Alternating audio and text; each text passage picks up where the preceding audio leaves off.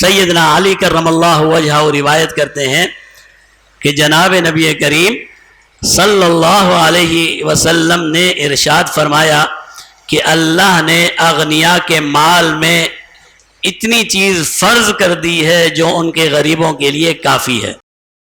اللہ نے مالداروں کے مال میں اتنی چیز فرض کر دی ہے کہ اگر وہ مالدار وہ چیز ادا کرتے رہیں یعنی زکوٰۃ، تو ان کے غریبوں کے لیے کافی ہے۔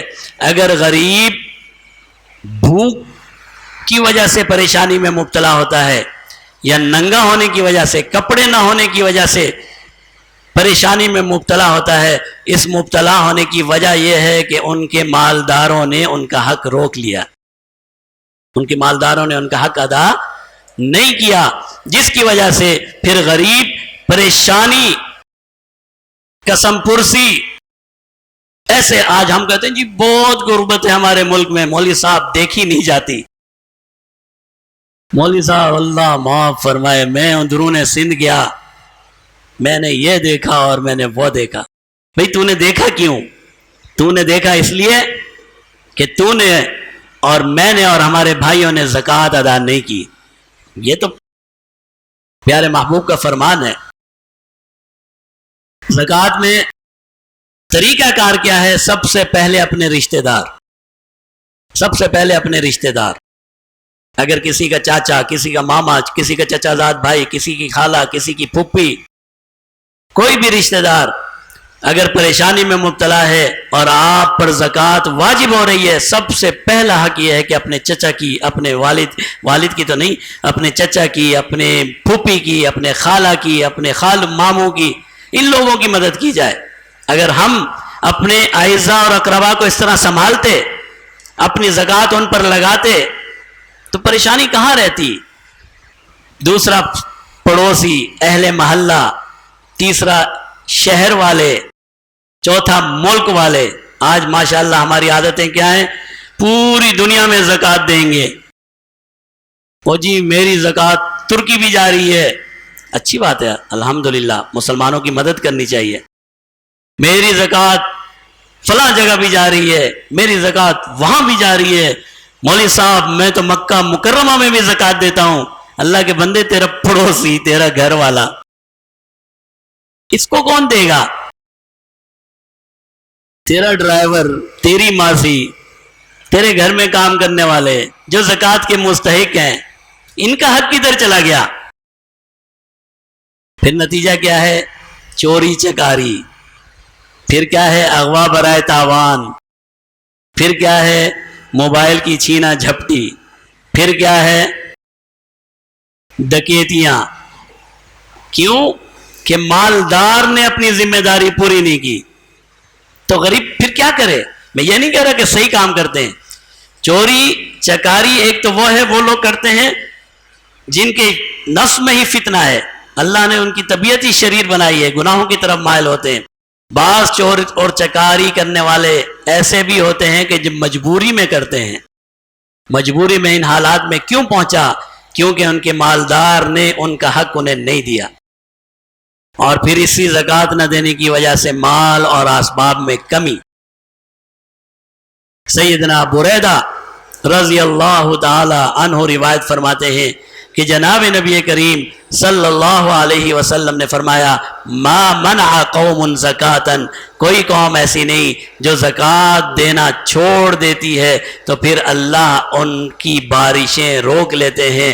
بعض روایات پہ ہے ان پہ قحط سالی میں مبتلا کر دیتے ہیں۔ آج ہم کہتے ہیں جی ہمارا ملک اپاشی کا مرکز ہے، ہماری زرعی زمینیں ہیں، پتہ نہیں کیا کیا، اتنی بڑی تقدیر کرتے ہیں۔ زراعت ہماری معیشت کا بہترین حصہ ہے، لیکن حالت ہماری یہ ہے کہ گندم بھی باہر سے آتی ہے، چینی بھی باہر سے آتی ہے، کرپشن بھی ہے، وہ کرپشن بھی تو ہوتی ہے نا، اور کپاس بھی باہر سے آتی ہے، یہ بھی باہر۔ یہ کون سا زرعی ملک ہے یار جس کے پاس نہ کپاس ہے، نہ چینی ہے، نہ گندم ہے، نہ کھانا پینا پورا ہے؟ یہ کون سا زرعی ملک ہے؟ یہ کیوں ہے؟ اس لیے کہ ہم نے اپنی ذمہ داریاں پوری نہیں کی، ہم نے اپنی ذمہ داریاں پوری نہیں کی۔ ایک اور صحابی روایت کرتے ہیں، فرمایا زکوٰۃ نہ دینے والوں کی وجہ سے بارشیں بند ہو جاتی ہیں، اور اگر یہ جانور چوپائے نہ ہوتے تو اللہ رب العزت ایک قطرہ بارش بھی نازل نہ فرماتے۔ یہ حالات ہم نے اپنے بنائے ہوئے ہیں، ہم نے اپنے بگاڑے ہوئے ہیں۔ اور تھا کیا؟ آپ کو کیا کہا گیا تھا کہ آدھا مال زکوٰۃ میں دے دو، پورا مال زکوٰۃ میں دے دو؟ کہا صرف اتنا گیا تھا کہ 100 میں سے 2.5 روپے زکوٰۃ میں دے دو۔ اگر ہم وہ بھی نہیں کر سکتے، پھر یہ تباہیاں، یہ بربادیاں تو بہت کم ہے۔ اصل تباہی اور بربادی تو وہ ہے کہ جب ہم اللہ کی بارگاہ میں جائیں گے اور اللہ غضب اور ناراضگی کے ساتھ ہمارا استقبال کریں گے۔ یہ تو کچھ بھی نہیں ہے، بارش نہیں ہوئی، زیادہ سے زیادہ کیا ہوگے؟ مر جاؤ گے، یہی ہوگا نا، مرنا تو ویسے ہی ہے۔ کسی نے ڈکیتی کے لیے آیا، زیادہ سے زیادہ کیا کرے گا؟ گولی مار دے گا نا، اور کیا کرے گا؟